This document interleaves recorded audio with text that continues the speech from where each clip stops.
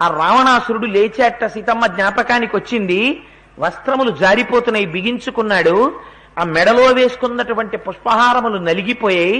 ఉత్తమమైనటువంటి ఆభరణములను ధరించాడు. స్నానం కూడా చెయ్యలేదు, బయలుదేరిపోతున్నాడు. ఎంత అసహ్యకరమైన పరిస్థితితో చూడండి. రాత్రి ఆవులతో క్రీడించి పడుకున్న ఆబోతు పడుకున్నట్టు పడుకున్నాడంతమంది స్త్రీల మధ్యలో. రావణుడు బయలుదేరి వెడుతుంటే ఆ ధ్వనికి అక్కడ పడుకున్నటువంటి కొన్ని వేల మంది కాంతలకి తెలివొచ్చింది. వాళ్ళు లేచారు.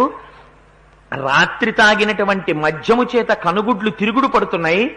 ఆ వేసుకున్న ఆభరణములు జారిపోతున్నాయి. ఒంటి మీద ఉన్న పుష్పమాలికలన్నీ వాడిపోయాయి. ఒక్కరు కట్టుకున్న వస్త్రం సరిగ్గా లేదు, అపభ్రంశమైపోయింది. అటువంటి స్థితిలో రావణుణ్ణి అనుగమించి ఈ స్త్రీలు వెళ్ళిపోతున్నారు. అంత వేదం చదువుకున్నవాడు, విశ్రవసో బ్రహ్మ యొక్క కుమారుడు, సాక్షాత్తుగా చతుర్ముఖ బ్రహ్మగారి మునిమనవడు, తెల్లవారుజామున లేచి అశోకవనానికి ఎడుతుంటే వాడి వెనకాతల వెళ్ళిన వస్తువులు చూడండి. ఉత్తమమైనటువంటి ఒక స్త్రీ, రాజహంసలా నడవగలిగినటువంటి ఒక స్త్రీ ఒక బంగారు పాత్రలో మద్యాన్ని పట్టుకుని బయలుదేరిందిట. ఇక్కడ బయలుదేరి అశోకవనానికి వెళ్లే లోపల వాడు మధ్యలో మద్యం తాగితే తాగచ్చు, అందుకని వాడికి బంగారు పాత్రలో మద్యం పట్టుకెళ్ళింది. నిద్ర లేవగానే నేను తాగితే తప్ప ఏ పని చెయ్యలేనండి అని చెప్పుకునేటటువంటి స్థితి నీకొస్తే ఆ స్థితి గొప్పదనుకుంటున్నావేమో. నీ తలలు తెగిపోయే కాలం కూడా సంప్రాప్తమవుతోందని గుర్తు. రావణుడంతటి వాడు మనలేదు, నువ్వెంత. అందుకని వ్యసనమునకు వశుడవ కాకు. ఎంత ప్రమాదమో చూపిస్తుంది రామాయణం. పక్కన పట్టుకుని మధ్యపాత్ర తీసుకెడుతున్నారట. మధ్యలో ఒకవేళ ఆయన ఉమ్మి వేస్తాడేమోనని పాత్ర పట్టుకెడుతున్నారట. ఇక్కడ నుంచి అక్కడికి వెళ్లే లోపల వింజామరలు పెట్టి వీస్తున్నారట. తెల్లని చంద్ర సన్నిభ మండలమైనటువంటి సన్నిభమైనటువంటి గొడుగు పట్టారట. ఇన్ని వేల మంది కాంతలు అనుగమించి వస్తున్నారట. వెనక మంగళవాయిద్యాలు వస్తున్నాయి. ప్రభువు అలా వెడుతుంటే ఆయనకి ఏమైనా ఉపద్రవం వస్తుందేమోనని చెప్పి విచ్చుకత్తులు పట్టుకుని రాక్షసులు వెడుతున్నారట. ఇంతమంది పరివారంతో కలిసి దీనురాలైనటువంటి ఒక స్త్రీ పట్ల తన కామాన్ని అభివ్యక్తం చేయడం కోసం తెల్లవారుజామున బయలుదేరిన రావణాసురుడు దురాత్ముడనడానికి ఇంకా ఇంతకన్నా సాక్ష్యం ఏం కావాలి? ఎంత అందంగా మాట్లాడతారో చూడండి మహర్షి. ఎక్కడా రావణుడు దురాత్ముడని అనరు. ఆ ప్రవర్తన చాలదా దుర్మార్గుడని చెప్పడానికి? బయలుదేరి అశోకవనం దగ్గరికి వెళ్ళారు. బయలుదేరి వెడితే తల్లి సీతమ్మ తల్లి మహర్షి అన్నారు, అప్పటి వరకు నేల మీద కూర్చుని అశోకవనంలో శోకమూర్తిలా కనపడుతున్న అమ్మ ఉపవాస కృషాం దీనాం నిశ్వసంతీం పునః పునః. అటువంటి తల్లి మనస్సు రామచంద్రమూర్తికి దగ్గరగా పెట్టి ఉండడం చేత కేవలం రాముణ్ణి మాత్రమే ఆంతరమునందు దర్శనము చేస్తూ బాహ్యమునందు ఉన్నటువంటి ప్రదేశములను చూస్తున్నట్టుగా కనపడుతూ రామసామీప్యమునందు మానసికముగా పొందినటువంటి తల్లి ఈ రావణాసురుడు వస్తుంటే గబగబా లేచి కూర్చుని ఇటువంటి దుర్మార్గుడికి శరీరంలో ఏ అవయవాలు కనపడితే ఏ ప్రమాదమోనని, స్త్రీ అవయవములు ఏవి కనపడితే పురుషుడు ఉద్రేకం చెందుతాడో అటువంటి అవయవములు కనపడకుండా జాగ్రత్త పడి గొంతుక కూర్చుని తన తొడలతో చేతులతో తన శరీరమును ఆచ్ఛాదించి కూర్చుందిట. కొడుకు నిద్ర లేచి బయటికి వస్తుంటే అమ్మ చీర సర్దుకు కూర్చుంటే ఆ కొడుకుని ఉరి తీసేసినా ఇంకా అంతకన్నా తక్కువే వాడి బతుక్కిహ. కొడుకు లేచి తెల్లవారుజామున వెళ్ళిపోతుంటే అమ్మ ఎలా పడుకున్నా ఇలా కళ్ళు విప్పి చూసి మా అబ్బాయిరా వెళుతున్నవాడని పడుకోగలగాలమ్మ. ఒక స్త్రీ ఒక పురుషుడు అలా వెళ్ళిపోతుంటే ఆయన ధర్మాత్ముడు అని సంతోషించగలగాలి. ఒక ప్రభు, ఒక రాజు 10 మందికి నీతి నేర్పవలసిన వాడు, వేదం చదువుకున్నవాడు, అటువంటి వాడు వస్తుంటే ఒక స్త్రీ సర్దుకు కూర్చుందంటే అది చాలు రావణాసురుడి బతుక్కి. అలా కూర్చుంటే దగ్గరికి ఎడితే మహర్షి అంటారు, అభూతేనాపవాదేన కీర్తిం నిపతితామివ ఆమ్నాయ నామయోగేన విద్యాం ప్రసిధిలామివ అన్నారు. సీతమ్మ తల్లి ఎలా ఉందో తెలుసా? అభూతేనాపవాదేన ఏదో ఇంతకు ముందు విశేషమైనటువంటి కీర్తి గణించినటువంటి వాడి మీద ఒక అపవాదు పడింది అనుకోండి. ఆ అపవాదు తొలగిపోయే వరకు అది అపవాదు, అది యథార్థం కాదు. కానీ సత్యం గోచరించేంత వరకు ఆయన అగ్నిహోత్రంలో పెట్టి బయటికి తీయబడినటువంటి బంగారంలా ప్రకాశించేంత వరకు ఆ అపవాదు చేత ఆయన కీర్తి తగ్గిపోతే ఆయన ఎలా ఉంటాడో అలా ఉందిట సీతమ్మ. భక్తి నిలబడితే పూజ. అంత వేదం చదివాడు, తెల్లవారకట్ట ఏం చేయాలి? సంధ్యావందనం చేయాలి. ఎక్కడికి వచ్చాడు? కామప్రచోదనంతో అశోకవనానికి వచ్చాడు. ఎవడి పూజ నాశనమైంది? సీతమ్మ తల్లా రావణాసురుడా? పెట్టడం సీతమ్మ తల్లి మీద పెడతారు, నాశనం అయిన వాడెవరో రావణాసురుడిలో చూపిస్తారు. ఏకకాలమునందు ఉపమానము చేత సీతమ్మని, ఫలితము చేత ప్రవర్తన చేత రావణుణ్ణి శ్లోకంలో చూపించడం సుందరకాండ. అది మహర్షి యొక్క గొప్పతనం. అది వాల్మీకి మహర్షి రచనా వైచిత్రి. అందుకని సన్నామివ మహాకీర్తిం శ్రద్ధామివ విమానితాం. అంతకు ముందు ఎంత శ్రద్ధగా ఉండేవాడో. ఒక విషయం కనపడితే శ్రద్ధ అన్నది, శ్రద్ధ అంటే ఏమిటో తెలుసా అండి? మీరు చేస్తున్నటువంటి పని చేత తెలిసిపోతుంది మీకున్న నమ్మిక. ఏమిటి నమ్మిక? మీరు ఎదురుగుండా ఉన్నవాడు పరమాత్మ అని మీరు నమ్మారనుకోండి, పూజామందిరంలో ఉన్నది విగ్రహం కాదండి, మా స్వామే వచ్చి కూర్చున్నారు అని నువ్వు నమ్మేవనుకో, నువ్వు పువ్వులు తీసి పూజ చేసేటప్పుడు తెలిసిపోతుంది. నువ్వు ఒక్కొక్క పువ్వు తీసి మెల్లగా పెట్టు, ఇబ్బంది లేదు. అక్కడ ఉన్నవి విగ్రహాలే అనుకుంటే ఇన్ని పువ్వులు తీసి ఇలా విసురుతుంటావు. కాబట్టి శ్రద్ధ అనేది నువ్వు చేసేటటువంటి పూజ చేత గోచరం అవుతుంటుంది. ఆ శ్రద్ధ తప్పిపోతే పరమాత్మ ఫలితం ఇవ్వడం కూడా అలాగే ఉంటుంది. అందుచేత శ్రద్ధ కనపడాలి. ఆ శ్రద్ధ నశించిపోతే ఎలా ఉంటుందో సీతమ్మ అలా ఉందిట. ఆమె యందు ఉపమానం. కానీ ఎవరు ఇటువంటి నడువడితో ఉన్నవాడు ఇవాళ? రావణాసురుడు. ఎందుకని ఒకనాడు ఎంత తపస్సు చేశాడు. బ్రహ్మగారి కోసం తపస్సు చేస్తే ఈశ్వర సాక్షాత్కారం కలగకపోతే 10 తలకాయలు కోసి అగ్నిహుండంలో వేయించాడు. అటువంటి రావణుడు ఇవాళ గ్రామ్య సుఖం కోసమని తెల్లవారుజామున లేచి ఒక స్త్రీ ముందు నిలబడి మాట్లాడుతున్నాడు. ఎవడి పూజ నాశనమైంది, ఎవడి శ్రద్ధ నాశనమైంది, ఎవడి కీర్తి నశించిపోతోంది. వేది యందు చల్లారిపోతున్న అగ్నిహోత్రంలా ఉందిట అమ్మవారు. ఒక్కొక్కరు అగ్నికార్యం చేస్తారు. ఎంత జాగ్రత్తగా ఉంటుందో ఆ అగ్నికార్యం. ఏకకాలమునందు హవిస్సు, ఆ వెయ్యవలసినటువంటి ఆ పుల్లముక్క, అట్నుంచి నెయ్యి, ఇట్నుంచి స్వాహాకారం ఏకకాలంలో పెడతాయి. పొగ రాకుండా జాగ్రత్త పడి ఆ అగ్ని శిఖ పైకొచ్చేటట్టు చూసుకుంటారు. ఒక్కొక్కరు యజ్ఞం చేస్తారు. ఓహ వేసేయడమే. పొగ అస్తమానం వెడుతుండడం, ఇంకా కనపడ్డ వాళ్ళందరూ వెళ్ళి అందులో ఊతుండడం. ఎందుక యాగం, ఇంకా ఎందుక యజ్ఞం? ఇంకా అగ్నిహోత్రానికి హవ్యవాహనుడని పేరు. ఆయన ద్వారా వెళ్ళాలి నువ్వు ఇచ్చినటువంటి హవిస్సు. ఏదసలు నీకు శ్రద్ధ ఎక్కడుంది? అగ్నిహోత్రం వేదికలో చల్లారిపోతున్నా పట్టించుకోకపోవడం నీ శ్రద్ధ తగ్గిపోవడం. అలా ఉందిట అమ్మవారి ఇవ్వాల. అంటే లోపల ఉండవలసినటువంటి ఆస్తిక్య బుద్ధి నశించిపోతున్నవాడు రావణాసురుడు. ఏకకాలమునందు ఒకే శ్లోకంలో 2 విషయాల్ని ప్రతిపాదన చేస్తారు మహర్షి. అలా దగ్గరికి వస్తే మహర్షి అంటారు, ఇవాళ రావణాసురుడు ఎలా ఉన్నాడో తెలుసా? సకల్ప వృక్ష ప్రతిమో వసంత ఇవమూర్తిమాన్ శ్మశాన చైత్య ప్రతిమో భూషితోపి భయంకర అన్నారు. వాడు మంచి తెల్లటి పాలనురుగు లాంటి వస్త్రం కట్టుకున్నాడు.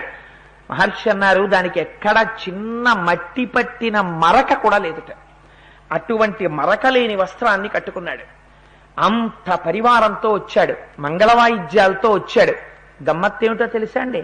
వాల్మీకి మహర్షికేం రాగద్వేషాలుండవు.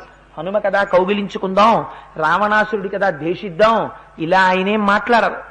వాడి యొక్క రోమకూపాల్లోంచి బయటికొస్తున్నటువంటి బ్రహ్మతేజస్సుని చూసి హనుమ అంతటి వారు పైకొమ్మలలో ఉన్నవారు వీడు రాత్రి నిద్రపోతున్నప్పుడు చూశాను. ఏమి కాంతి రావిడి కాంతి! నిద్రపోయి స్నానం చెయ్యకుండా, సంధ్యావందనం చెయ్యకుండా వీడు వస్తుంటే వీడి తపశ్శక్తి వీడి రోమకూపాల్లోంచి కొడుతోంది పైకి. వీడిని ఇంకొక్కసారి చూద్దామనిపించి కొంచెం కింద కొమ్మలోకి దిగారట. వాడి తేజస్సు ఎలా కొట్టిందంటే, ఆ తేజస్సుని చూసి అమ్మో చూడ్డమే అని ఒక్కసారి కళ్ళు మూసుకుని వెనక్కి తిరిగి కొంచెం ఆకుల మధ్యలోకి వెళ్ళి ఆకులు కళ్ళకు అడ్డు పెట్టుకుని చూశారట హనుమ అంతటి వారు.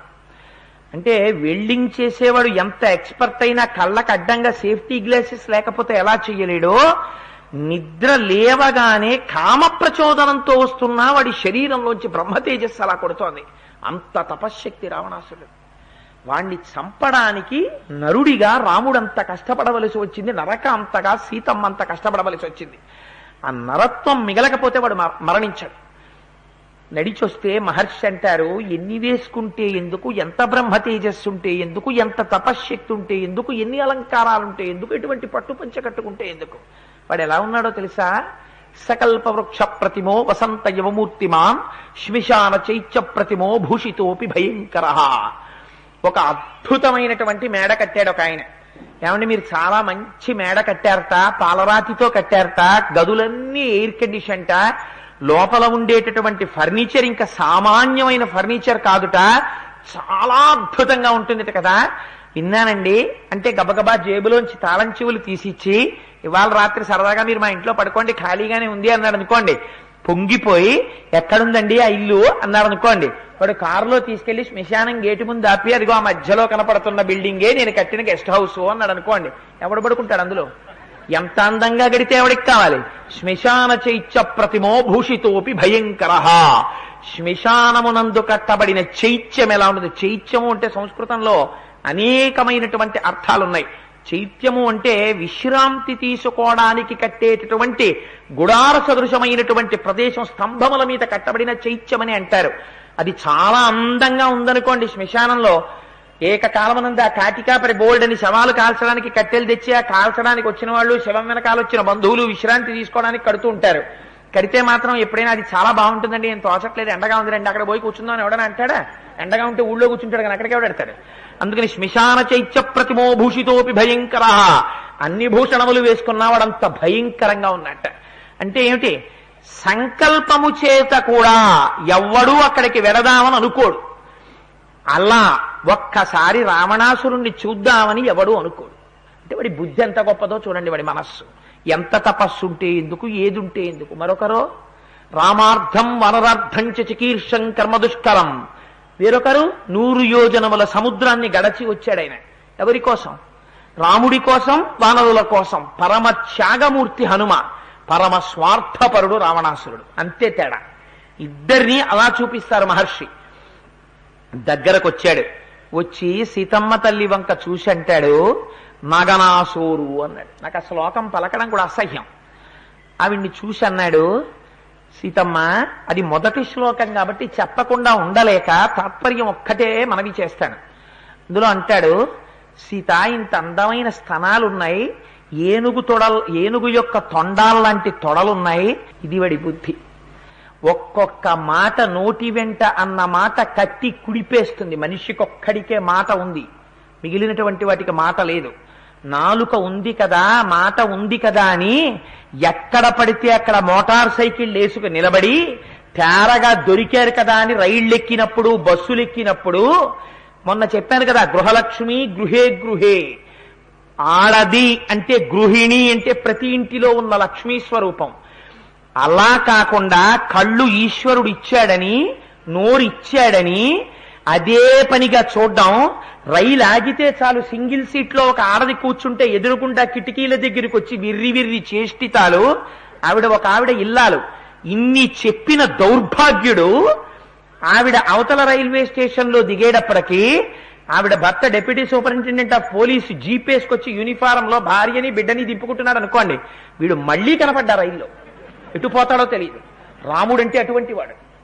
పక్కన లేడు కదా అని ఆడది కనపడితే చాలు విర్రి చూపు చూసేవాడు, ఆడది కనబడితే చాలు అబల కదా అని మాట్లాడేవాడు. వాడు ప్రతివాడు రావణాసురుడే. మహర్షి తీర్పు. అందుకని స్త్రీ అవయవముల యందు తాదాత్మ్యతని పొందకు. ఇంత తాదాత్మ్యతని పొందివాడంటాడు, స్వధర్మో రక్షసాంభీరు సర్వధైవన సంశయ గమనం వా పరస్త్రీణాం హరణం సంప్రమధ్యమ.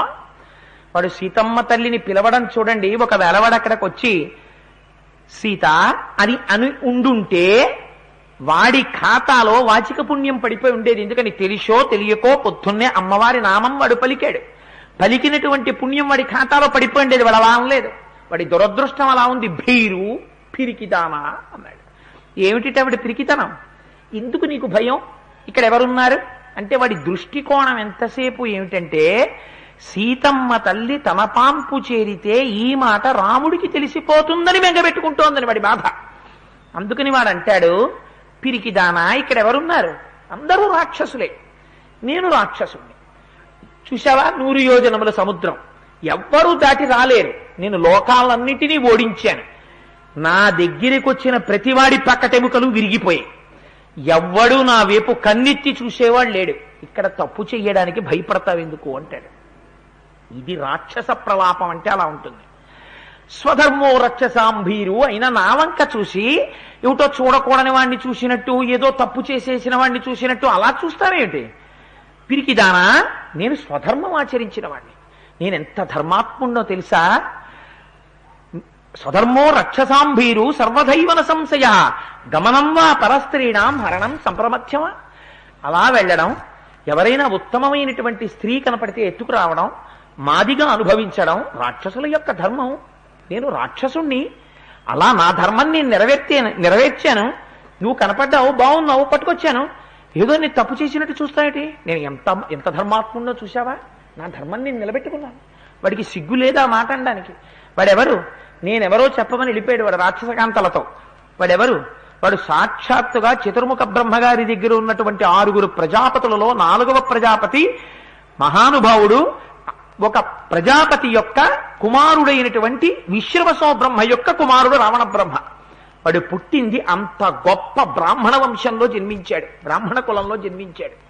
ఆయన అన్నగారు చూస్తే కుబేరుడు. ఉత్తర దిక్కున అలకా సామ్రాజ్యాన్ని నిర్మించుకుని మందాకినీ నది ఒడ్డున ఉండి సర్వకాలముల యందు పరమశివుడి పక్కన నిలబడి ఇలా చేతులు వంచుకుని నమస్కారం చేస్తుంటాడు. అటువంటి అన్నగారు. అటువంటి వాడు ఇవాళ చెప్పుకుంటాడు, నేను రాక్షస ధర్మాన్ని పాటిస్తున్నాను, అందుకని ఇలా ఎత్తుకొస్తూ ఉంటాను, ఇందులో తప్పే ఉంది. చేసినటువంటిదే తప్పు పని, తప్పు పని చేసి బుకాయించేటటువంటి వాడు, ఆ తప్పు పనిని సమర్థించుకుందామని ప్రయత్నం చేసేవాడు ఎప్పటికైనా రావణుడిలా పతనమైపోవలసిందే. నీ తప్పు నువ్వు ఒప్పుకోవడం కొంతవరకు నిజాయితీ.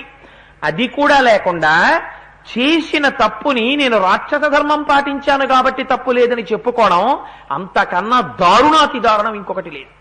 నువ్వు స్వధర్మో రక్షసాంభీరు సర్వధైవన సంశయ గమనం వా పరస్త్రీణాం హరణం సంప్రమథ్యమ ఇదంతే చారు సంజాతే యవ్వనం వ్యతివర్తతే యదతీతం పునర్నైతి శ్రోత శీఘ్రమపామివ అంటాడు.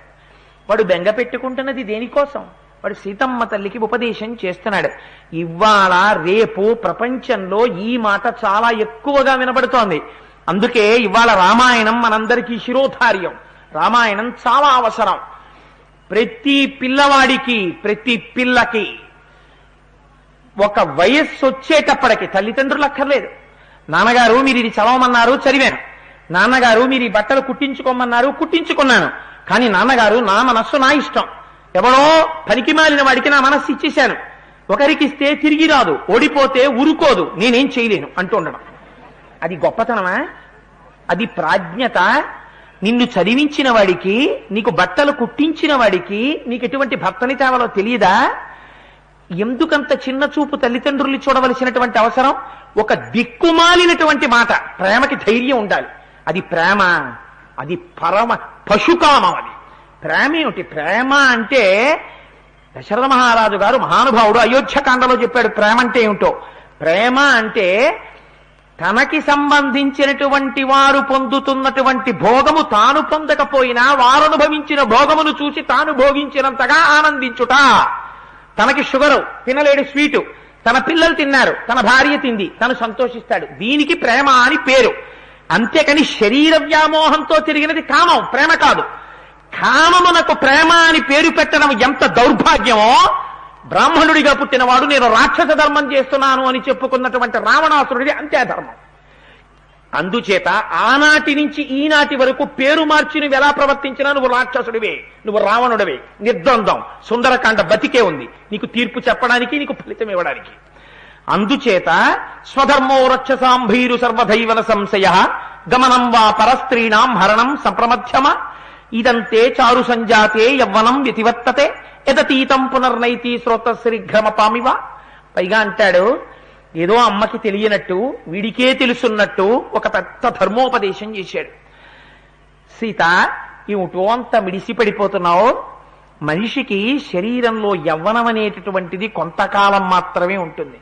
ఒక నది ప్రవహించి వెళ్ళిపోయిందనుకో, వెళ్ళిపోయిన నదిని మళ్ళీ వెనక్కిరా అంటే తిరిగి వస్తుందా? నీ శరీరంలో యవ్వనం ఉంది కాబట్టి నేను నిన్ను కామించాను. నువ్వు ఇలాగే చెట్టు కింద కూర్చుంటే, ఇలాగే ఉపవాసాలు చేస్తే, ఇలాగే తపస్సు చేస్తే కాలం గడిచిపోతుంది. కాలం గడిచిపోతే నీకున్నటువంటి యవ్వనం కూడా వెళ్ళిపోతుంది. యవ్వనం వెళ్ళిపోతే నేను కన్నెత్తి చూస్తాననుకుంటున్నావా? యవ్వనంలో ఉన్నప్పుడు భోగం అనుభవించాలి. ఇవాళ మీరు ఎవరిని పలకరించండి, ఒక మాట వినపడుతుంటుంది. అప్పుడే ఎందుకండి పురాణాలు, అప్పుడే ఎందుకండి దేవాలయాలు, దానికో వయస్సు ఉంది. రిటైర్ అయిపోయిన తర్వాత వెడతాం గుళ్ళోకి, రిటైర్ అయిపోయిన తర్వాత వెడతాం పురాణానికి. రిటైర్ అయిపోయిన తర్వాత నీ చేతులు వణికిపోతుంటాయి. రిటైర్ అయిపోయిన తర్వాత నీ కళ్ళు కనపడవు. ఏది గొయ్యో తెలియదు, ఏది ఎత్తైన ప్రదేశమో తెలియదు. నువ్వు గబగబా వెళ్ళలేవు, గబగబా రాలేవు. ఒంట్లో బీపీ, పైన కేటరాక్టు, పెద్ద పెద్ద అద్దాలు, చేతికో కర్ర. అంటే నేను వృద్ధాప్యాన్ని నిందించానని కాదు నా ఉద్దేశం. ఇది నీకు బాల్యం, యవ్వనంలో ఉండగా నువ్వు విషయాన్ని తెలుసుకుని ఉండుంటే, నువ్వు అనుష్ఠానం చేసి ఉంటే నీకు లోపల గొప్ప దైవీ సంపద ఏర్పడుతుంది. అప్పుడు శరీరము జర్జరీభూతమైన అదేం బెంగలేదు. నువ్వు సంతోషంగా వచ్చి భగవత్ కథ వినగలుగుతావు. అప్పుడు నువ్వు వెళ్ళి భగవంతుడి దగ్గర కూర్చుంటే సంధ్యావందనం చేద్దామంటే మంత్రం రాదు, పూజ చేద్దామంటే ఒక్క సహస్రం రాదు. నేను ఒకనాడు ఆశ్చర్యపోయాను. నయనా కంఠాసుపత్రికి డాక్టర్ గారి దగ్గరికి వెళ్ళా. ఒక ఆయన బొట్టు పెట్టుకుని వచ్చారు. చూస్తేనే తెలిసిపోతోంది జన్మచేత బ్రాహ్మణుడు అని. ఆ డాక్టర్ గారు ఈయనకి ఎంతవరకు ఉందో ఆ చూపు మందగింపన్నది చూద్దామని విష్ణు సహస్రనామ స్తోత్రం పుస్తకం ఇచ్చారు. ఇచ్చి చదవండి అన్నారు. ఆయన పుస్తకం వంక అటు చూసి ఇటు చూసి విశ్వం విశ్వం అన్నారు. అంటే ఆయన అన్నారు, మీకు కనపడక చదవలేకపోతున్నారా, మీకు అది చదవడం రాక అలా చదువుతున్నారా అన్నారు. ఆయన అన్నాడు, నాకు ఎప్పుడు అలవాటు లేదండి, ఏమిటిది అన్నాడు. అంటే అది విష్ణు సహస్రనామ స్తోత్రం అండి, మీరెవరు అన్నారు. ఆయన బ్రాహ్మణుడండి అన్నారు. మీకు విష్ణు సహస్రనామ స్తోత్రం చదవడం రాదా, ఎప్పుడు చదవలేదా అన్నారు. నేను చదవలేదండి అన్నారు. అది ఏ ఆసుపత్రిలో నాకు ఖచ్చితంగా గుర్తులేదు, నయనమని కంటి మీద వచ్చేసింది, ఒకవేళ అయ్యి ఉండొచ్చు. చేత ఆశ్చర్యపోయి డాక్టర్ గారు ఈనాడు పేపర్ ఇచ్చారు. హైదరాబాద్ మార్చి 31, ఈ రోజు తెల్లవారుజామునే బస్సు కింద పడి 36 మంది మరణించారు. టక టక టక టక చదివేశాడు. నీ దృష్టికోణం ఎక్కడుంటే అక్కడ ఉంటుంది చదువు కూడా. అందుకని డాక్టర్ గారు ముక్కు మీద వేలేసుకుని, ఎంత గొప్ప సంస్కారం రానిది, ఇక విశ్వం విష్ణుర్వషత్కారో భూత భవ్య భవత్ప్రభు. ఆ పుస్తకం ఇవ్వగానే అసలు ఆయన అనాలి, అయ్యా ఇది ఇక్కడ నాకు సరిగ్గా కనపడకపోయినా చదివేస్తానండి, ఎందుకంటే లోపల ధారణలో ఉంది ఇది, నాకు రాని పుస్తకం ఏదైనా ఇవ్వండి, నేను సరిగ్గా చదవగలనో లేదో చెప్తాననాలి. అటువంటిది నీకు 60 ఏళ్ళు వచ్చాక 70 ఏళ్ళు వచ్చాక పురాణం వింటానంటే, 70 ఏళ్ళు వచ్చాక పూజ చేస్తానంటే, 70 ఏళ్ళు వచ్చాక తిరుపతి తిడతానంటే, కొడుకు పోన్లే పాపం మా నాన్న ఇన్నాళ్ళు సంపాదించడం తప్ప కబంధుళ్ళ ఒక్కనాడు గుడికి వెళ్ళింది లేదు, ఫోన్లే తీసుకెడదామని నిజంగా అష్టదళ పాదపద్మారాధన టిక్కెట్టు కొని నిన్ను తీసుకెళ్లినా వైకుంఠం క్యూ కాంప్లెక్స్ దగ్గర నుంచి నువ్వు ఆనంద నిలయం వరకు నడవగలవా? ఒకవేళ నడిచావు, తీరా తీసుకెళ్లి సీరియల్ నెంబర్ వరకు కూర్చోబెట్టడానికే తిరుమలలో 2 గంటలు పడుతుంది. 2 గంటలు అయిపోయిన దగ్గర నుంచి నీ శరీరం జర్జరీభూతం అయిపోయింది. దీనికి వచ్చేస్తుంది, నువ్వు కూర్చోలేవు. నేను ఎంతమందినో చూశాను మహాప్రభు, అందుకు చెప్తున్నాను. యదతీతం పునర్నైతి శ్రోత శీఘ్రం అపామివ ఏవం చైతతు కామాంతు నస్వాం స్పృక్షామి మైథిలి కామం కామశరీరం మే యథా కామం ప్రవర్తిత అంటాడు. ఇదో పచ్చపర్థం. సీత, నిజంగా నేను కానీ నిన్ను పొందాలి అనుకుంటే క్షణం పొందగలను, కానీ నేను నిన్ను బలవంతంగా పొందను. ఎందుకో తెలుసా? నాకు ఒక మర్యాద ఉంది. ఏమిటా మర్యాద? నీ అంత నువ్వు వచ్చి నా పాంపు చేరాలి తప్ప నిన్ను నేను బలవంతంగా అనుభవించలేదు. నేను అటువంటి పనులు చేసేవాడిని కాదు. అసలు రహస్యం ఏంటి? వాడికి శాపం ఉంది. బ్రహ్మగారు అసహ్యం వేసింది. మంచి నిండు సభలో ఉండగా అప్సరస పరిగెత్తికెళ్ళి, చూడు నీ మునిమనుడు ఎలాంటి పనులు చేస్తున్నాడో, నన్ను చెరబట్టాడని.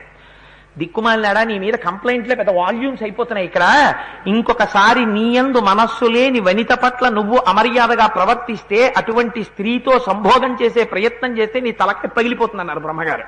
అందుకని వీడు వెళ్ళడం. అది చెప్పడు వీడు. లేకపోతే వాడికి అంత బుద్ధ, వాడికి అంత నిగ్రహమా? అది చెప్పడం మానేసి, నేనెంత ధర్మాత్ముండో చూసావా, నీ అంత నువ్వు పాంపు చేరాలి, నేను మాత్రం అప్పటి వరకు నీ జోలికి రాను, నిన్నేమన్నా ఇలా మార్చేస్తాను. ఎంత గొప్పగా మాట్లాడతాడో చూడండి. ప్రతి మాటలోనూ కాపట్యమే. వేసుకున్నది యజ్ఞోపవీతం, కట్టుకున్నది పట్టుపంచ, పుట్టినది బ్రహ్మవంశం, మాట్లాడింది ప్రతి మాట అబద్ధం. పైగా ఎప్పుడు? తెల్లవారుఛామున.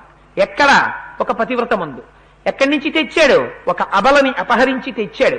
ఏం చేస్తున్నట్టు దానివల్ల? తన పాపం తను మూట కట్టుకుంటున్నాడు. దీనివల్ల ఏమవుతాడు? పండిపోయి పడిపోతాడు.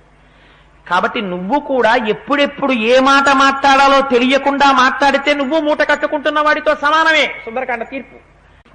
ఒంటి జడ వేసుకుంది తల్లి, మలినమైనటువంటి పట్టుబట్ట కట్టుకుంది, భూమి మీద పడుకుంటోంది, ఉపవాసం చేస్తోంది. రావణుడు అంటాడు, ఎందుకు ఈ ఒంటి జడ, ఎందుకు ఈ మలినమైన పట్టుబట్ట, ఎందుకు ఈ భూమి మీద పడుకోవడం, ఎందుకు ఈ ఉపవాసాలు, ఎందుకు ఇవన్నీ? హాయిగా మన అంతఃపురంలో చూడు ఎన్ని రకాల వంటలున్నాయో, ఎన్ని రకాలైనటువంటి మధువులున్నాయో, ఎన్ని రకాలైనటువంటి ఆభరణాలున్నాయో. 7,000 మంది ఉత్తమ కాంతలు నీకు దాసీ జనంగా వస్తారు. హాయిగా అవన్నీ అలంకరించుకో. ఎవరి గురించి చేస్తున్నావు తపస్సు? దీనుడు ఎక్కడున్నాడో తెలియదు, రాజ్యభ్రష్టుడు ఉన్నాడో తెలియదు, లేడో తెలియదు, అడవిని పట్టి తిరుగుతున్నాడు. 100 యోజనముల సముద్రం అడ్డుంది ఒక నరుడు. దేవదానవులు నన్నేం చెయ్యలేరు. అటువంటి రాముణ్ణి పట్టుకుని రామా రామా రామా నువ్వు వస్తావు నువ్వు వస్తావు నువ్వు వస్తావు అంటావు. వస్తాడా? ఎందుకు ఈ పిచ్చి అంటాడు.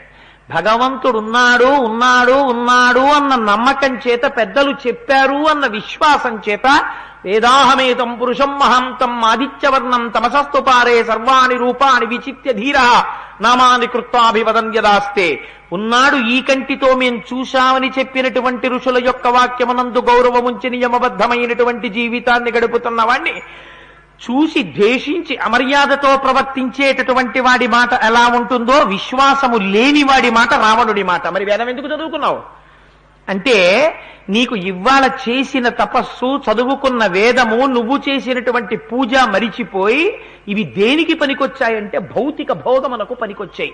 ఇది మరణమునకు దారి తీయదా? ఇదే రావణుణ్ణి సీతమ్మని అడ్డుపెట్టి ఇద్దరిని చూపించడం. ఈ మాటలు అనడం చేత తపస్సు చేస్తున్నటువంటి మహాపతివ్రత పట్ల అపచార ధోరణితో మాట్లాడి ద్విగుణీకృత పాపాన్ని మూటకట్టుకుంటున్నాడు. ఏకవేణీ ధరాశయ్యాం ధ్యానం మలినమంబరం మస్తానే ఉపవాసస్య నైతా నౌపైకాయినితే పిబ విహర రమస్వ భుంచ్వ భోగాన్ ధన నిచయం ప్రతిశామి మిదినించ మయిలలలనే యథాసుఖత్వం పైచ సమిత్తలలం తు బంధవాస్తే అంటాడు. ఎందుకు సీతాల పడుకోవడం? పిబ హాయిగా తాగు, విహర తిరుగు, రమస్వ రమించు, భుంచ్వ కావలసినంత అనుభవించు. ఎంత ఐశ్వర్యం ఉందో తెలుసా నా దగ్గర, ఎంతమంది దగ్గర కొట్టుకొచ్చాను. వాడి సొంతం కాదు, వాడు సిగ్గు లేకుండా చెప్పుకుంటాడు. కుబేరుణ్ణి ఓడించి పుష్పక విమానం పట్టుకొచ్చాను, దేవతల్ని ఓడించి రకరకాల మణులు మాణిక్యాలు తెచ్చాను, అందరివి నావిగా చేసుకున్నాను. వాడిది వాడికుంచకుండా వాడిది తెచ్చి నీవుగా అనుభవిస్తుంటే వాడు ఏడుస్తూ ఉంటాడు. రామయతి అసత్ప్రలాపాన్ కరయతి ఇది రావణ. ఇంకోడు ఏడుస్తుంటే వాడిది తెచ్చుకుని తను నవ్విన వాడే రావణుడు. ఈ నిర్వచనంలోకి నువ్వు ఎన్నడూ పడకూడదు, జ్ఞాపకం పెట్టుకో. అందుకని అలాంటి రావణుడు కనుక ఒక మాట అంటాడు అమ్మతోటి, పిబ హాయిగా తాగు, తిను, సుఖంగా అనుభవించు, ఆభరణాలు పెట్టుకో, ఆనందంగా ఉండు, నా పాన్పు చేరు, నాతో రవించు. అంతేకాని ఎందుకు వచ్చింది ఇదంతా? ఇంకొక మాట చెప్పనా? నాకున్న ఐశ్వర్యం అంతా నీ ఐశ్వర్యం, నీ బంధువులందరినీ పిలిచి హాయిగా ఈ ఐశ్వర్యం తయ్యి. స్త్రీలని లోభ పెట్టడం అనేటటువంటి విద్య ఒకటి ఏ యూనివర్సిటీలోనైనా పెడితే దానికి వైస్ ఛాన్సలర్గా రావణాసురుణ్ణి ఇయ్యొచ్చు. ఎందుకు అంటే వాడు ఎంత గొప్పగా మాట్లాడతాడో చూడండి. వీడి ఐశ్వర్యం అంతా ఆవిడికి ఇస్తాట, ఆవిడ బంధువులకి ఇవ్వచ్చట. ఏమీ తెలియని అమాయకమైన ఆడదాన్ని లోభ పెట్టేవాడు ఇలాగే మాట్లాడతారు. మీరు ఇప్పటికీ చూడండి, Ramayanam gets repeated repeated repeated repeated and repeated for ever. ఎందుచేత పేపర్స్ లో ఇప్పటికీ మనం చదువుతుంటాం, అమాయకమైనటువంటి ఆడదాన్ని తాను చాలా ఉన్నత వంశానికి చెందినవాడిని, తాను చాలా ధనవంతుడని ప్రలోభ పెట్టి స్నేహితుడి కారెట్టుకొచ్చి తన కార్లగా చెప్పి ఆవిడ్ని తీసుకెళ్లి ఆవిడకున్నటువంటి నగలు ఒలిచేసుకుని ఆవిడ్ని పీక పిసికి చంపేశాడు అని మనం పేపర్లో చదువుతుంటాం. అయ్యో అమాయకురాలు పాపం ఎలా వశురాలైపోయిందో అనుకుంటుంటాం. అప్పటి నుంచి ఇప్పటి వరకు స్త్రీని లోభ పెట్టిన ప్రతి దుర్మార్గుడు అలాగే మాట్లాడతాడు. స్త్రీ యందు సౌందర్యం చూసి స్త్రీలని మార్చిన వాడు దౌర్భాగ్యుడు. ఇది భారతీయ తత్వానికి ఆటపట్టు. అందుకే సుందరకాండ సుందరకాండే ఎంత అందంగా మాట్లాడుతుందో చూడండి. స్త్రీని లోభ పెట్టేవాడు ఎప్పుడూ స్త్రీ సౌందర్యాన్ని, స్త్రీ వెనకనున్న ఐశ్వర్యాన్ని పొగుడుతాడు. ఐశ్వర్యాన్ని చూసి మోహపెట్టే ప్రయత్నం చేస్తాడు. ఆడవాళ్లు మోసపోకుండా ఉండాలంటే మగవాడు ఎలా మాట్లాడతాడో తెలుసుకోవాలంటే రామాయణం చదివి తీరాలి. పిబ విహర రమస్వ భుంచ భోగాం ధన నిచయం ప్రదిశామి మిదినించ మయి లలలనే యథాసుకత్వం తైచ సమేత లలంతు బాంధవాస్తే అంటాడు. అటువంటి ధర్మాత్ములు ఉన్నారు, ఇటువంటి దౌర్భాగ్యులు ఉన్నారు లోకంలో. అందుకు మీకు ఉదాహరణ చెప్పాను. అటువంటి వాడు రామచంద్రమూర్తి. అందుకే అన్నదమ్ముల్ని ఇప్పటికీ తలుచుకుంటాం కట్టంటే. సరే, అందుచేత ఈ మాటలన్నీ విందిట అమ్మ. విని తృణమంతరథ కృత్వా ప్రత్యువాచ సుచిస్మిత నివర్తయ మనోమత్త స్వజనే క్రియతాం మనః. సుచిస్మిత ఆవిడ్ని భీరు అని పిలిచాడు, ఓ పిరికిదానా అని పిలిచాడు. అమ్మ ఒక శుద్ధమైనటువంటి చిరునవ్వు నవ్విందిట. నవ్వి తృణమంతరథ కృత్వా, నువ్వు పరపురుషుడివి, నేను పతివ్రతని, మన మధ్యలో వ్యవధానం ఉంచకుండా నీతో నేను మాట్లాడకూడదు. కానీ ఇక్కడ అలా మాట్లాడదామంటే నాకు అవకాశం లేదు. అందుకని ఒక గడ్డి పరక పెడుతున్నానని మధ్యలో గడ్డి పరక పెట్టి మాట్లాడిందిట. కాదుట, ఒక ఎండిపోయిన గడ్డి పరకనైనా ముట్టుకుంటానేమో కానీ నిన్ను మాత్రం ముట్టుకోను. కాదుట, ఎండిపోయిన గడ్డి పరక కాలిపోవడానికి ఎలా సిద్ధపడిపోయిందో అలా నువ్వు కూడా పాపం చేత రామచంద్రమూర్తి యొక్క బాణముల చేత నేతుడైపోవడానికి సిద్ధపడిపోయావు అని చెప్పడానికి గడ్డి పరక పెట్టిందిట. కాదుట, మనిషివైతే అన్నం తింటావు, పశువువైతే గడ్డి తింటావు. ఇప్పటికి 10 నెలల నుంచి చెప్తున్నాను. అదే మాట మళ్ళీ మాట్లాడుతున్నావు. నువ్వు పశువువి, నీకు అన్నం పెట్టక్కర్లేదు, మాట చెప్పక్కర్లేదు. గడ్డి పెడుతున్నానని గడ్డి పరక పెట్టిందిట. కాదుట, నీలాగే ఒకనాడు కాకాసురుడు వెంట పడితే ఒక గడ్డి పరకని బ్రహ్మాస్త్రం అనుసంధానం చేసి అభిమంత్రించి విడిచిపెట్టాడు రామచంద్రమూర్తి. 3 లోకములు తిరిగింది కాకి, ఎక్కడా శరణు లభించలేదు. ఈ గడ్డి పరక చాలరా నిన్ను చంపడానికని చెప్పడానికి గడ్డి పరక పెట్టిందిట అమ్మ మధ్యలో. కాదుట, ఇప్పటికి 10 గడ్డి పరకలు అడ్డు పెట్టి 10 సార్లు మాట్లాడాను 10 నెలలు. ఇది చిట్ట చివరి గడ్డి పరక. ఇక నేను పెట్టను అక్కర్లేదు, నువ్వు వచ్చి వినను అక్కర్లేదు అని చెప్పడానికి గడ్డి పరక పెట్టిందిట. ఇన్ని అర్థాల్ని నిక్షేపించి తృణమంతరథ కృత్వా ప్రత్యువాచ శుచిస్మిత నివర్తయ మనోమత్త స్వజనే క్రియతాం మనః.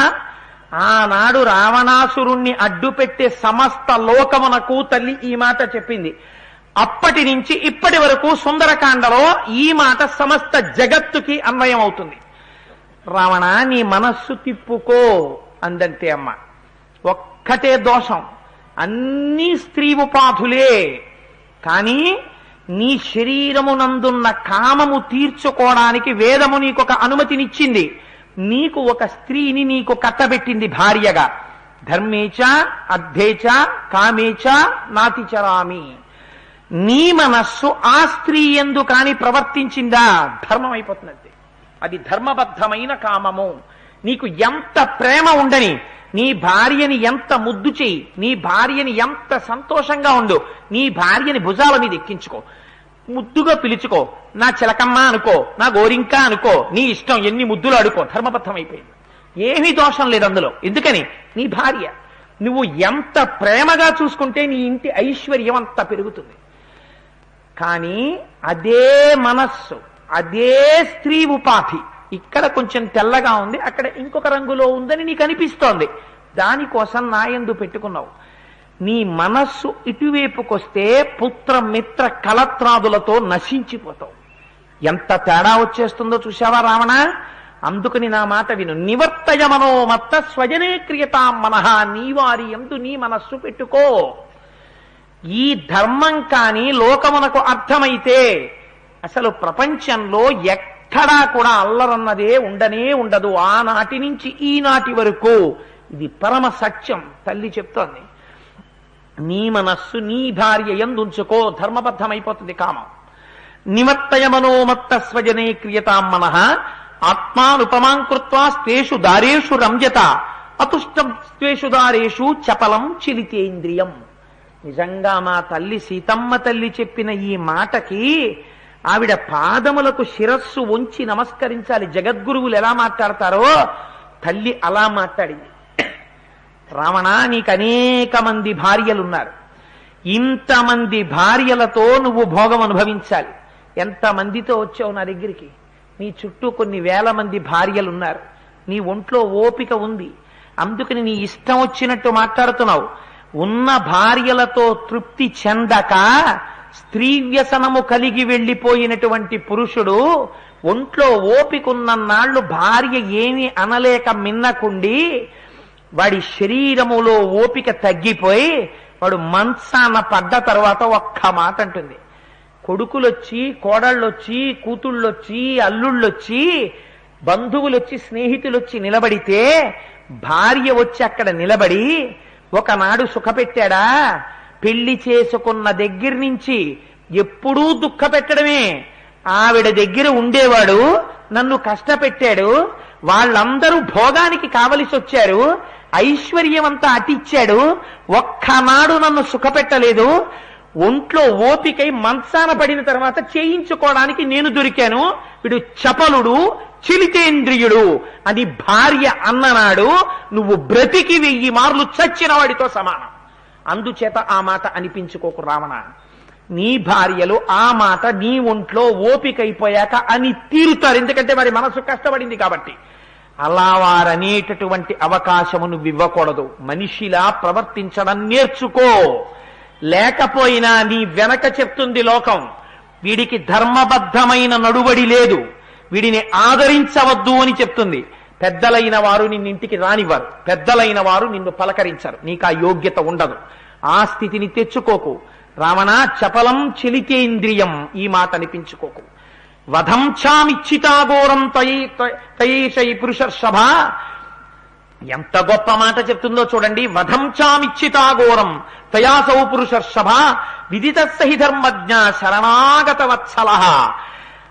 రావణ, బతకడం ఎలాగైనా బతికేస్తావు, ఎందుకని ఒంట్లో ఓపికంది, కడుపులో ఆకలుంది.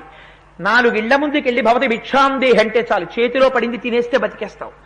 చచ్చిపోవడం నీ చేతిలో లేదు, జ్ఞాపకం పెట్టుకో. నువ్వు సుఖంగా చచ్చిపోవడానికి రామానుగ్రహం కావాలి. ఆనాటి నుంచి ఈనాటి వరకు మనం పూజ చేస్తే ఏం అడుగుతామో తెలుసా అండి? మొదట అడిగేది బతకడం అడగడబడు. అనాయాసేన మరణం వినాదైన్యేన జీవితం. అనాయాసంగా మరణించడం కోరుకుంటాడు. రెండవది, దీనంగా ఒకటి దగ్గరికి వెళ్ళి చెయ్యి చాపకుండా బతకగలిగినటువంటి స్థితి ఉంటే చాలు, మహదైశ్వరి. అనాయాసంగా వెళ్ళిపోవడం రావణ అదృష్టం. ఏమిటో అనుకుంటున్నావు? నాతో మాట్లాడదామంటే పిచ్చి పిచ్చి మాటలు మాట్లాడుతున్నావు. రాముడు వచ్చేస్తాడు.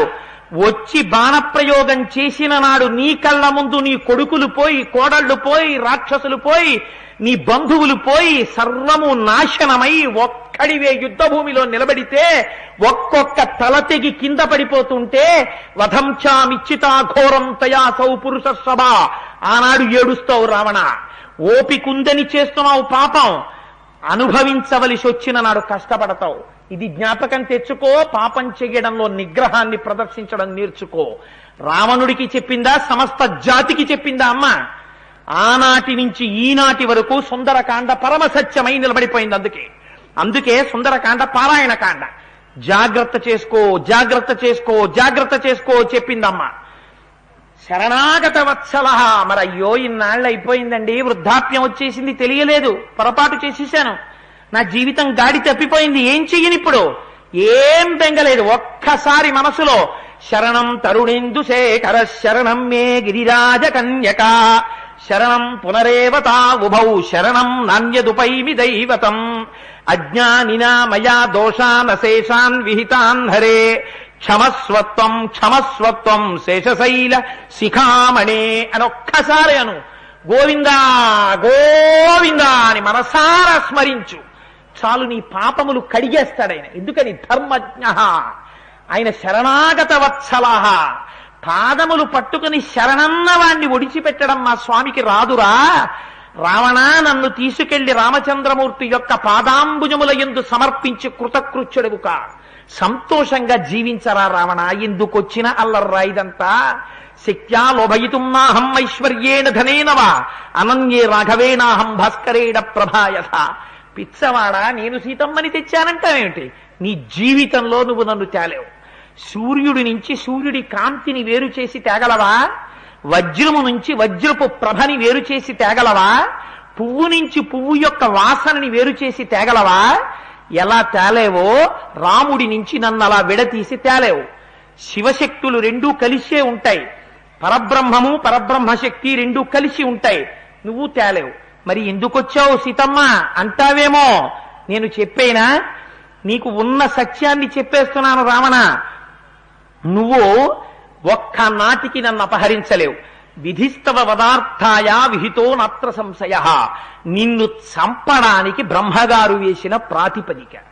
నన్నిక్కడికి తెస్తే నువ్వు ఇలా మాట్లాడితే నీ తపస్సు భ్రష్టమైతే నీ మాటల చేత నీ పాపం నువ్వు మూట కట్టుకుంటే నువ్వు కాలిపోతావు. తెలిసో తెలియకో నా కాళ్ళు పట్టుకున్నావు లంకకి తెచ్చాక. అందుకుని ఉన్నమాట చెప్పేస్తున్నాను. పైగా రాక్షసాధమా రామస్య భార్య అమిత తేజస. వాడు భీరు అన్నాడు, పిరికిదానా అన్నాడు. అమ్మ ఎలా మాట్లాడుతోందో చూడండి. ఆవిడ వీరారాధ్య, ఆవిడికి భయం ఏమిటి? ఆవిడంది రాక్షసాధమా రామస్య భార్య అమిత తేజస ఉక్తవానసి యత్పాపం త్వగతిస్తస్య మోక్షసే. చేసేశావు, భయంకరమైన పాతకం చేసేశావు. వేరొక స్త్రీని అపహరించి తెచ్చేశావు, మహాపతివ్రతని. నువ్వు చేసినటువంటి పాపం ఎక్కడికి వెడితే నీ చేతులు కడుక్కుంటావురా? ఇంకా నీ పాపం పోదు. నా మాట విను, దీనికి ఒక్కటే ప్రాయశ్చిత్తం. నన్ను పట్టుకెళ్ళి మళ్ళీ రామచంద్రమూర్తికి అప్పచెప్పేశాయి. బతికి బాగుపడిపోతావు రావణ అన్నది తల్లి. అని ఆవిడొక యథార్థమైన మాట చెప్తుంది. అసందేశాత్తు రామశ్చా తపసశ్చానుపాలనాత్ నత్వాంకుర్మి దశగ్రీవా భస్మ భస్మార్హి తేజస. రామచంద్రమూర్తి యందు తపస్సు పాటిస్తున్నాను రా. నేను తపస్సులో ఉన్నాను కనుక అరణ్యకాండ నుంచి ఇదే మాట తపస్సు చేసే వాళ్ళందరూ. మమ్మల్ని మేము రక్షించుకోం, మేము నమ్ముకున్న పరమాత్మ మమ్మల్ని రక్షిస్తాడని. అందుకని నేను తపస్సు చేస్తున్నాను, రాముడొచ్చి రక్షిస్తాడని. అటువంటి నాయందు అమర్యాదతో ప్రవర్తిస్తే రావణ పతనమైపోతావు. నేను ఇప్పుడే నిన్ను భస్మార్హి తేజస, నా తపశ్శక్తి చేస్తా బూడిద చేసేయగలను. కానీ ఎందుకు చెయ్యడం లేదో తెలుసా? కేవలం రాముడొచ్చి రక్షిస్తాడనేటటువంటి తపస్సు చేత ఊరుకున్నాను. ఎరా, నువ్వు పట్టుపంచ కట్టుకున్నావు, యజ్ఞోపవీతం వేసుకున్నావు, బ్రహ్మవంశంలో జన్మించావు, తెల్లవారుజామున వేదాధ్యయనం వినపడుతోంది, ఇంతటి లంకాపట్టణానికి అధినాథుడవయ్యున్నావు, అంత తపస్సు చేశావు, చతుర్ముఖ బ్రహ్మగారిని దర్శనం చేశావు, పరమశివుడి దగ్గర నుంచి వరాల్ని పొందావు. ఇంత గొప్పవాడనని చెప్తావే. అసలు నాకొక అనుమానంగా ఉంది రావణా నిన్ను చూస్తే. ఇహ సంతోనవాసంతి సతోవానువర్తసే తదాహి విపరీతాతే బుద్ధి ఆచారవర్జిత. ఈ శ్లోకాన్ని మీరు ఎర్రసిరాతో రాసి ఇంట్లో తగిలించి ఉంచుకోవాలి. యథార్థానికి ఏ ప్రశ్న వేసిందో చూడండి. ఈ ఊళ్ళో ధర్మం అనేటటువంటిది ఏమిటో చెప్పేవాళ్ళు లేరా? నువ్వు వినవా? బుద్ధి ఆచారవర్జిత, నీకు తెలియదనడానికి నువ్వు ఘన జటా చెప్పావు వేదానికి. నీకు అన్నీ తెలుసు. నీకు అన్నీ తెలిసినా ఆచారాన్ని వదిలిపెట్టేశావు. తెలుసున్న విషయాన్ని నడువడిలో పెట్టనటువంటి వాడు పరమ ప్రమాదకరమైన వ్యక్తి. ఏమీ తెలియనటువంటి వాడు ఏమీ తెలియక తప్పు చేసినా ఈశ్వరుడు మన్నిస్తాడు. కానీ అన్నీ తెలిసి తప్పు చేస్తున్న వాడికి క్షమార్పణ లేదు. అందుచేత ఇహ సంతో నవాసంతి సతోవాన్ అనువర్తసే తదాహి విపరీతాతే బుద్ధి ఆచారవర్జిత. పెద్దలైనటువంటి వారు చెప్పేవారు లేరా? చెప్పినా వినవా? విన్నా నీ బుద్ధి ఆచారమనం ఉండదా? ఎక్కడొచ్చిందిరా తేడా నీ దగ్గర అని అడిగింది. వాడికి ఎంత కోపం వచ్చిందంటే ఈ మాట అడిగితే వాడి మనస్సు మారలేదు. ఒక పక్క కాలచోదిత అంటారు మహర్షి. కాలము చేత వాడు ప్రచోదనం చెయ్యపడ్డాడు. వాడి మృత్యువుని వాడు కౌగిలించుకుంటున్నాడు. అందుకని వాడన్నాడు, ఏ స్త్రీయందు విశేషమైన కామం ఉంటుందో ఆ స్త్రీయందు ఉపేక్షించేటటువంటి స్వభావం కూడా ఉంటుంది. సీత, నన్ను చూసి ఇన్ని వేల మంది స్త్రీలు కామించి నా వెంట పడ్డారు. నీకు ఐశ్వర్యం ఇస్తాను, పట్టమహిషీత్వం ఇస్తాను, సింహాసనం మీద కూర్చోబెట్టుకుంటాను, నా పాంపు చేరు అంటే నువ్వు ఇంత అమర్యాదగా మాట్లాడుతున్నావు. నా గొప్పతనం ఏమిటో, నా గౌరవం ఏమిటో నీకు తెలియడం లేదు. నీకు నా గొప్పతనం తెలియాలంటే ఏం చెయ్యాలో నాకు తెలుసు అని అక్కడున్న రాక్షస స్త్రీల్ని పిలిచాడు. ఈమె యందు సామమును ప్రయోగించండి, దానమును ప్రయోగించండి, భేదమును ప్రయోగించండి. ఇప్పటి వరకు ఈ 3 ప్రయోగించమని నేను మీకు చెప్పాను. ఈవిడ లొంగలేదు. 10 నెలలు అయిపోయింది. 2 నెలల సమయమే మిగిలి ఉన్నది.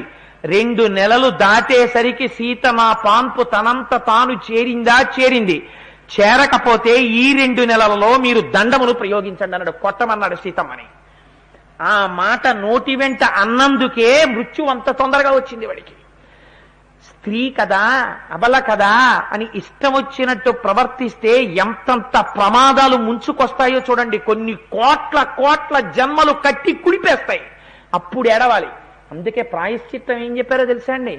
ఇంట్లో తనయందు మనస్సున్నటువంటి భార్య, తనతో కలిసి జీవించడానికి ఇష్టమైనటువంటి భార్య ఇంట్లో భర్త గురించి ఎదురు చూస్తూ ఉండగా ఆ భార్య యందు మనస్సుంచకుండా పరస్త్రీ యందు మనస్సుంచుకొని పరస్త్రీతో సంగమించినటువంటి పురుషుడికి ఆ దోషం పోవాలంటే ఏం చెయ్యాలి అని అడిగారు.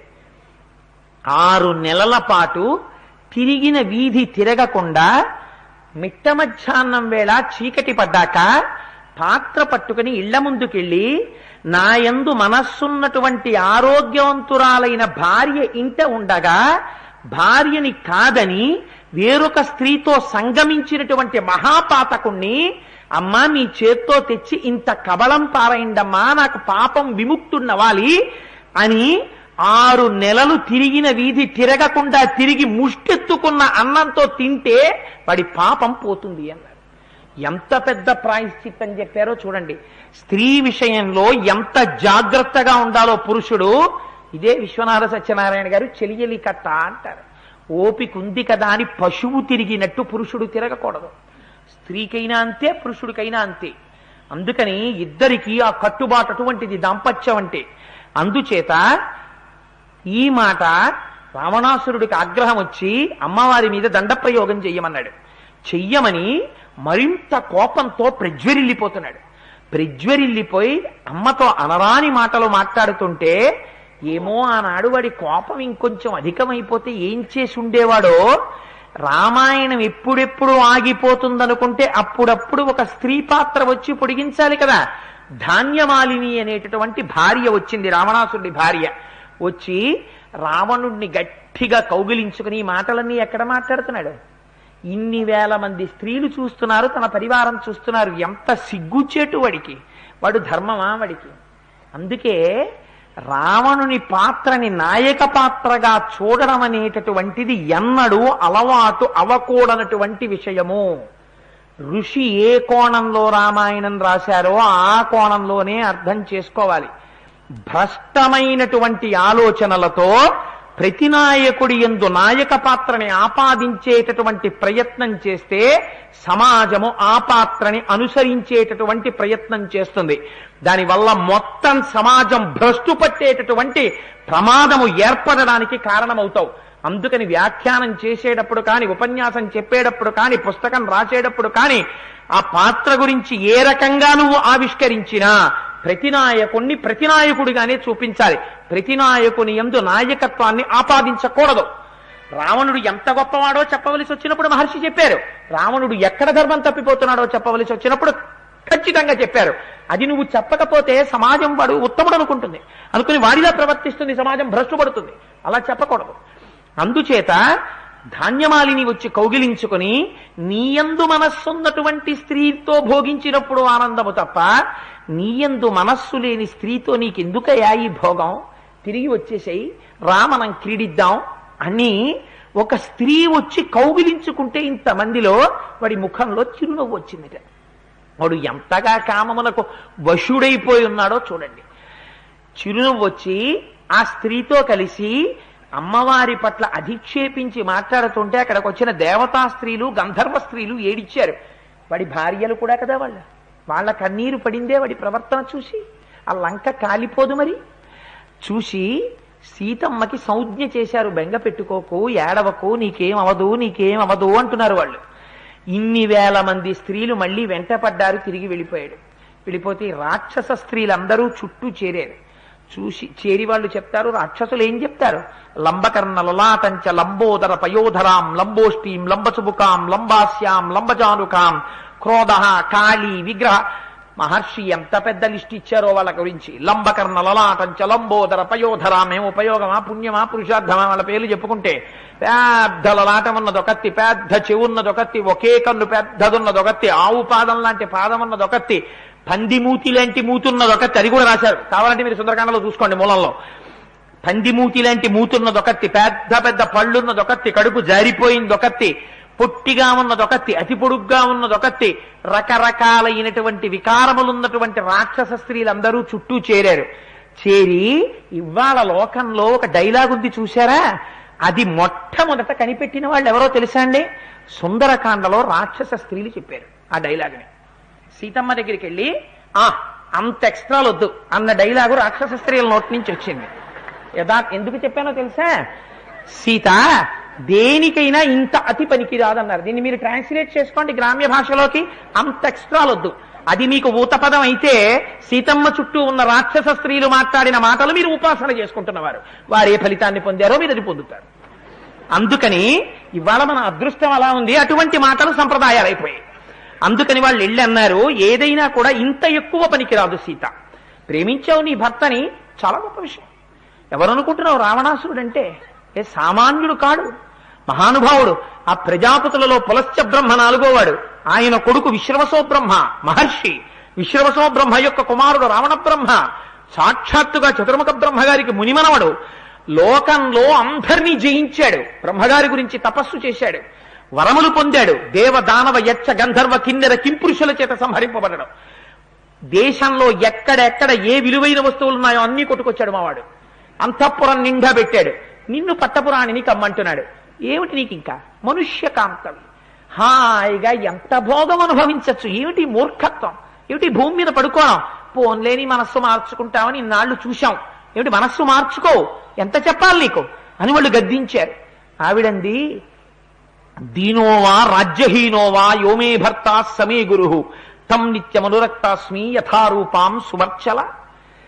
భారతీయ స్త్రీ ఏ మాట మాట్లాడుతుందో ఆ మాట అమ్మ మాట్లాడుతుంది. అమ్మ మాట్లాడితే కదా భారతీయ స్త్రీలు నేర్చుకున్నారు.